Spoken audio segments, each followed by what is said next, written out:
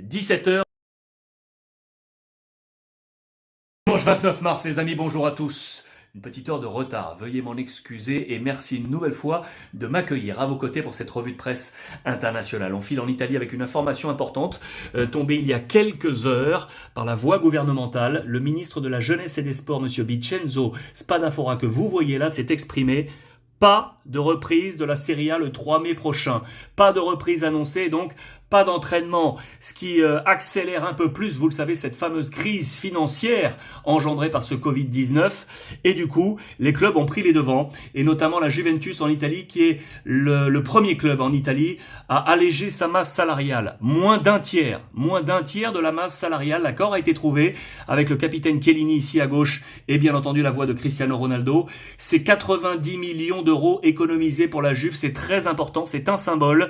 D'autres clubs italiens, bien entendu, pour emboîter le pas. En revanche, en Espagne, c'est loin d'être le cas. Le syndicat des joueurs, l'AFE, a appelé les 42 capitaines de première et deuxième division pour avoir une réponse sur ce consensus à trouver avec les différentes directions de clubs. Réponse pour l'instant, non, le consensus n'est pas trouvé, notamment sur ce chômage partiel et donc sur l'allègement des masses salariales. Je vous rappelle que le président Bartomeu avait annoncé qu'il avait la possibilité dans les statuts du club d'agir unilatéralement pour imposer cette baisse de la masse salariale. C'est un gros dossier à suivre. Au Barça, on parle d'ailleurs de ce trou noir, une perte annoncée de 100 millions d'euros entre l'absence de billetterie, les droits télé, les musées, les boutiques, trou noir dans les colonnes de Marca. Les joueurs sont également inquiets, notamment les joueurs qui terminent leur contrat en juin prochain.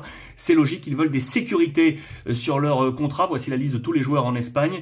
Je vous rappelle que la FIFA est en train d'étudier l'élargissement de ces fenêtres de tir, à la fois celle du mercato, mais également celle des contrats, s'achevant en juin prochain pour permettre à ces joueurs de trouver sécurité et de permettre au club de trouver une nouvelle stratégie pour prolonger et négocier ces différents contrats. C'est toute la bulle économique du football qui va être révisée.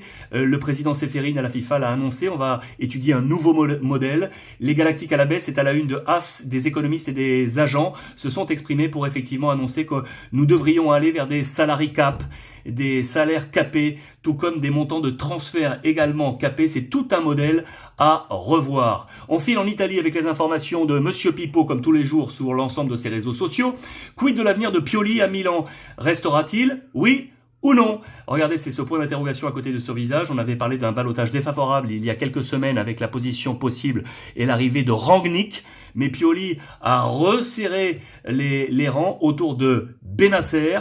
Cette équipe est retrouvée et du coup Pioli pourrait rester. L'Inter, couleur vert, blanc, rouge. C'est le souhait de Conte, le coach, qui veut une Inter made in Italy. Il veut que la jeunesse italienne vienne à l'Inter. On a des exemples bien entendu avec Barella, le joueur de 23 ans. Il vise le petit Tonali de Brescia, Chiesa également de la Fiorentina. Lui, l'ancien sélectionneur, sait ce que c'est que de prendre ses talents made in Italy.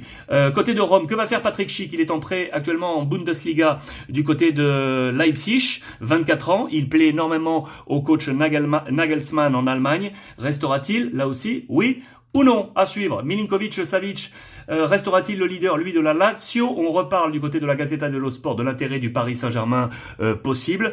Le stratège de la Lazio, gros dossier durant ces prochaines semaines. On file en Espagne avec les informations signées, comme tous les jours là aussi, Mademoiselle Aurore Thibault. Information prioritaire, c'est celle-ci, à la une de Marca. Real Madrid, Zinedine Zidane.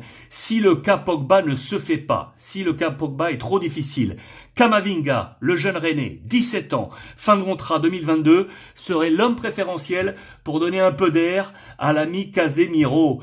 Casemiro dépendance. Pour lutter contre cette Casemiro dépendance, voici le visage donc visé par Zinedine Zidane et le staff de recrutement du Real Madrid. On rappelle que les joueurs à dispo côté Real, notamment partis en prêt au milieu de terrain, sont plutôt à très offensif. Il faut un défensif et donc Camavinga serait le joueur ciblé. Enfin, regardez le Real qui cherche toujours au Brésil un milieu de terrain cette fois offensif. Le petit Igor Gomes, une clause à 50 millions d'euros du côté de Sao Paulo. Il a 21 ans, un joueur qui donc intéresserait le Real Madrid. C'est dans les colonnes de AS. Voilà les amis pour ces informations.